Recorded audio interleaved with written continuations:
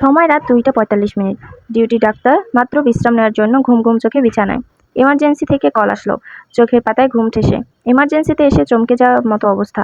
মহিলা রোগী, পরনের চাদর রক্তে ভেজা, মুখের রং ফ্যাকাশে সাদা। কাপড় দেখেই বোঝা যাচ্ছে নতুন বিয়ে হয়েছে। রোগীর নাম ফুলি, ছদ্মনাম অবশ্য। হিস্ট্রি নেয়ার জন্য ডাক্তার জানতে চাইলো কি হয়েছে। রোগীর সাথে সদস্য, বিবাহিত জামাই, যা এবং আরও 4-5 জন এসেছে। ডাক্তারের প্রশ্ন শুনিয়ে রোগীর বর চোরের মতো রুম থেকে বের হয়ে গেল। রোগীর সঙ্গে আসা এক মহিলা তেজের সাথে বলল, ডাক্তার হইছেন, বুঝেন না ক্যারে, সব বলতে হইব।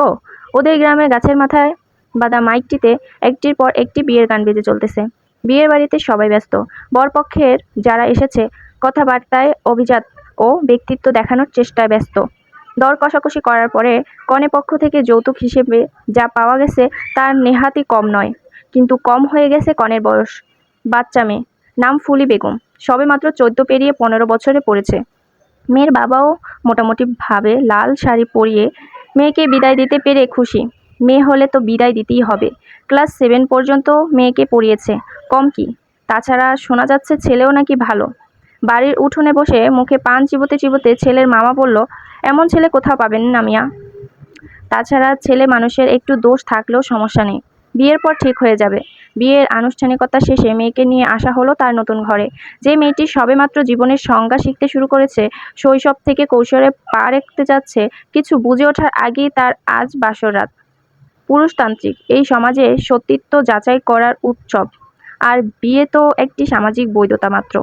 সমাজ অনেক এগিয়েছে ঠিকই, কিন্তু বিয়ের সময় মেয়ের মতামতটা এখনও গৌণ। মেয়ের যদি মতামত না নেওয়া হয় বা পরিবারের কারো ধমকে মতামত দানের পর বিয়ে হয়, তাহলে তাকে ধর্ষণ না বলে উপায় নেই। ফুলির ইচ্ছে করছে চিৎকার করতে, কিন্তু বাসর ঘরে চিৎকার করা যে উচিত নয়, এতটুকু বুঝতে শিখেছে ফুলি। হাত পা ছুঁড়ে বরের লালসার যোগ্য থেকে বেরিয়ে আসার মিথ্যে চেষ্টা। সমাজ বিদিত বর যখন আদিম পশুত্ব থেকে বাসস্তবে ফিরে আসে, তখন ফুলি রক্তে ভেজা, তখনও ফিনকির মতো রক্ত যাচ্ছে। ক্রমান্বয়ে সাদা ফ্যাকাশে হয়ে আসছে মুখের রং। ফুলি এখন হাসপাতালের বেডে অচেতন হয়ে শুয়ে আছে। তাকে যখন হাসপাতালে নিয়ে আসা হচ্ছে, ফুলির চোখ পড়েছিল শ্বশুর বাড়ির লোকজনের উপর।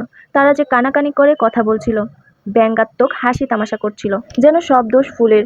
লজ্জায় কারো দিকে তাকাতেও ভয় করে।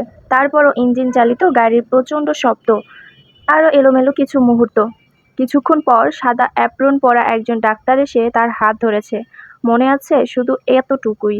ডাক্তার নার্সকে সাথে নিয়ে ফুলি বেগমকে পরীক্ষা করলেন। ভয়াবহ রকমের পেরিনিয়াল টিয়ার, যৌনাঙ্গ ও তার আশপাশ ছিঁড়ে গেছে।